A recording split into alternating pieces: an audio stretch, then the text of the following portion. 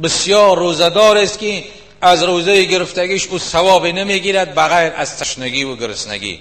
فقط روزی دراز گرسنه میمونه و تشنه میمونه اما ثواب نمیگیره. اون انسانی که اگر به حرام افطار میکند، به یک چیزی حرام روزش میشکاید، او به مثال یک کسی هست که یک قصر بنا کرده است، یک شهر ولنگار کرد. یک قصر بنا کرده است، یک خانه و یک شهر خرابازار و ویران کرده است. اون انسانی که به حرام افطار میکند به همین منزله است.